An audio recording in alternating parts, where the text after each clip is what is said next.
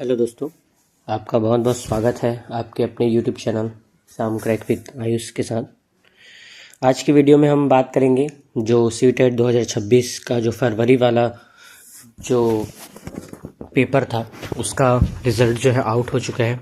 तो आप उसका रिज़ल्ट किस प्रकार से देख सकते हैं, और इसके साथ साथ हम लोग कैरियर गाइडेंस पर भी बात करेंगे कि जिसका सीटेट क्लियर नहीं हुआ है वो क्या कर सकते हैं।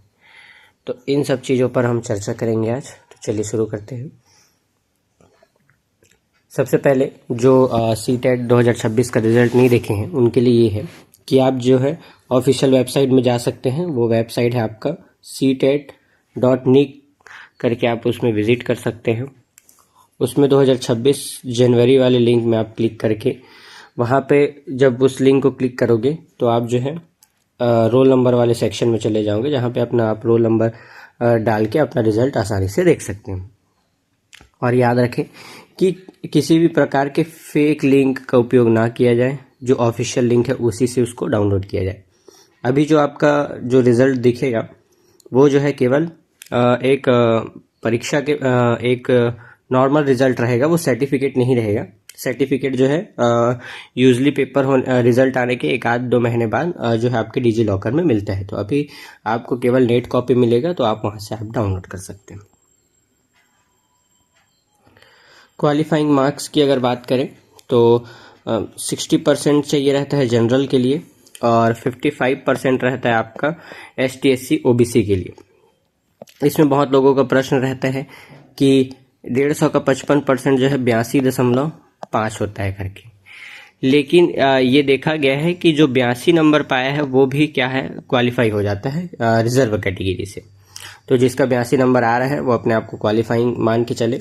लेकिन इसमें ये क्लॉज है कि अगर आप किसी राज्य से है, जैसे मान लो कि आप छत्तीसगढ़ राज्य से हो और आपने OBC कैटेगरी से मान लो 84 नंबर में आपने सीटेट क्लियर किया है, या ST/SC किसी से भी क्लियर किया है, तो ऐसी स्थिति में अगर आप दूसरे राज्य का पेपर दिलाना चाहते हो, जैसे मान लो आप मध्य प्रदेश का पेपर दिलाना चाहते हो, तो उस स्थिति में आपका जो रिजर्वेशन है, तो वो जो है जो रिजर्वेशन है, या फिर आप जो भी कैटेगरी से हो, जब आप दूसरे स्टेट का पेपर दिलाते हो तो आप एक जनरल कैटेगरी के रूप में पेपर दिलाते हो। तो मान लो अगर आपका 84 नंबर है और आप ST/SC OBC हो और आप MP के कोई पेपर दिलाना चाहते हो, तो आप इसके लिए नॉट क्वालिफाइड हो। अगर आपको दूसरे राज्य के लिए पेपर दिलाना है तो आप सामान्य कैटेगरी से आपको 90 नंबर लाना ज़रूरी है। इसीलिए जिसका 82-84 आया है वो ठीक है, उनका सीटेट अपने स्टेट के लिए तो निकल गया और सेंट्रल के लिए भी निकल गया। लेकिन अगर उसको दूसरे राज्य का पेपर दिलाना है तो वो और अगली बार मेहनत करे, और वो जो है 90 नंबर के हर्डल को कोई भी रिजर्व कैटेगरी का एस्पेरेंट है वो उस चीज़ को निकाल दे, ताकि वो दूसरे राज्यों के भी पेपर दिला सके। और जिनका नहीं हुआ है या जिनका हुआ है वो भी एनालाइज करें, कि ताकि आने वाली परीक्षाओं में वो है अपने स्कोर्स को और बढ़ा सके। और जिनका नहीं हुआ है वो तो करना ही है अपने परफॉर्मेंस को एनालाइज, कि कहाँ पे उसकी कमी हुई, कि पेडागोजी सेक्शन में कमी हुआ, कि लैंग्वेज वाले सेक्शन में कुछ कमी रह गया, कि मैथ्स EVS या सब्जेक्ट स्पेसिफिक में कुछ रहा, कि गैस वर्क ज़्यादा कर दी हम लोग। ये सब चीज़ों में आपको बहुत अच्छे से ध्यान देना पड़ेगा कि कहाँ पे हमारी गलतियाँ हों और उनको सुधारना होगा। ये कुछ कॉमन मिस्टेक्स हैं जो ज़्यादातर किया जाता है, या तो फिर आपका कॉन्सेप्ट क्लैरिटी में दिक्कत रहा होगा जिसके कारण आपका इस बार सीटेट रुक गया, या मॉक टेस्ट आपने नहीं दिलाया होगा, या टाइम मैनेजमेंट आपने नहीं किया होगा, या PYQ को अच्छे से आपने नहीं देखा होगा। तो ये बहुत सारे कारण हो सकते हैं। लास्ट मिनट चॉइस, मतलब कि अगर आपने रिवीजन नहीं किया हो, रिवीजन क्यों नहीं किया होगा, आपने नोट्स नहीं बनाए हो अगर, तो इनमें से कोई भी प्रकार का अगर आप गलती कर रहे हो तो आप उसको सुधारने के लिए जो है अगली बार की परीक्षा में उसे अच्छे से आप सुधार सकते हो।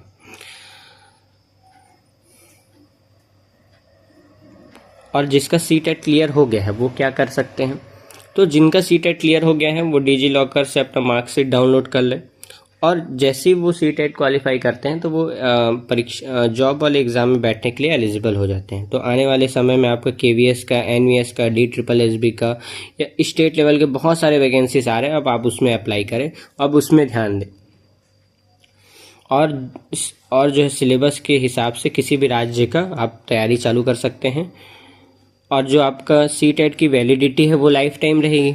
अब आपको दोबारा सीटेट नहीं दिलाना पड़ेगा अगर आप क्वालिफाइड हो तो। ऐसी स्थिति में आप अब सीधा जो है जॉब वाले एग्ज़ाम की तैयारी करना शुरू कर सकते हैं।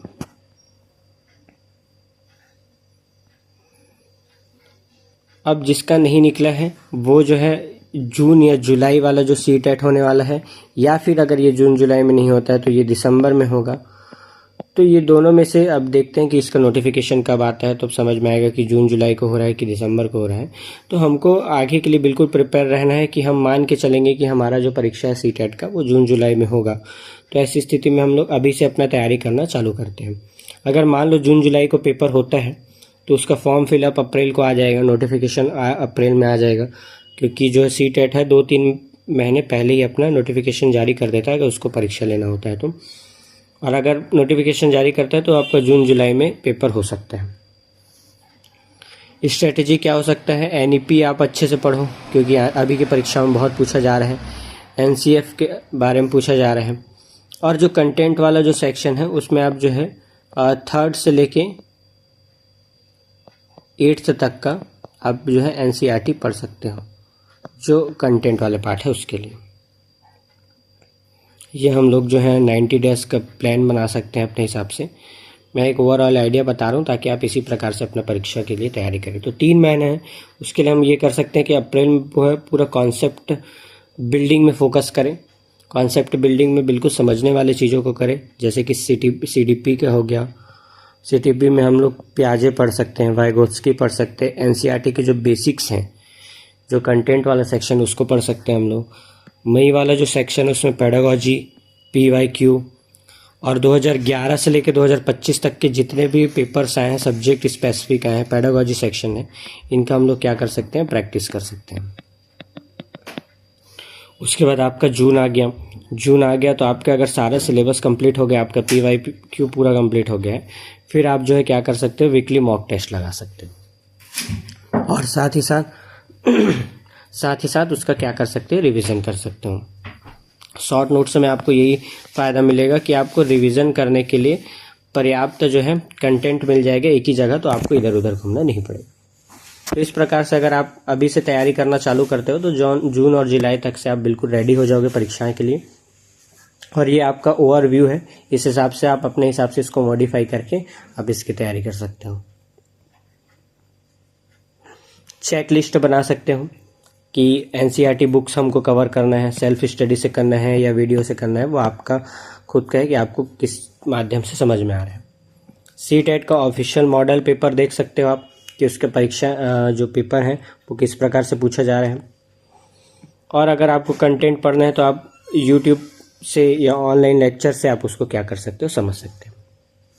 स्मार्ट स्ट्रेटजी ये हो सकता है कि जो भी आपका वीक सेक्शन रहा होगा, चाहे इंग्लिश हो, हिंदी हो, CDP वाला सेक्शन हो, EVS वाला सेक्शन हो या मैथ साइंस हो, उस पर अभी से फोकस करना चालू करें और उसको पहले सुधारें और उसका नोट्स बना के उसको कंप्लीट करें, ताकि आने वाले परीक्षाओं में आपका उसमें कम नंबर ना हो। और फेल होना किसी प्रकार का एंड नहीं है। अगर जिसका भी सीटेट इस बार नहीं निकला होगा, हम आगे की तैयारी करते हैं। और चूंकि ये हर 6 महीने में होता है तो हमारे पास बहुत सारे इनफ चांस है। अनलिमिटेड अटैम्प्ट है, इसमें किसी भी प्रकार का अटैम्प्ट नहीं होता कि आपको 5 अटैम्प्ट ना करना है, 6 अटैम्प्ट करना है। तो आप अगले सीटेट की तैयारी में बिल्कुल तरीके से लग सकते हो। तो आज के वीडियो के लिए बस इतना ही। अगर जिसका सीटेट निकल गया उसका बहुत बहुत शुभकामनाएं उनको, और जिनका सीटेट नहीं निकला है वो जो है अपने अगली तैयारी में लग सकते हैं।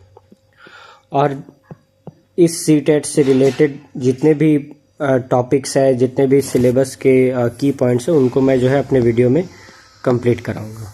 तो आज के वीडियो के लिए बस इतना ही। बहुत बहुत धन्यवाद।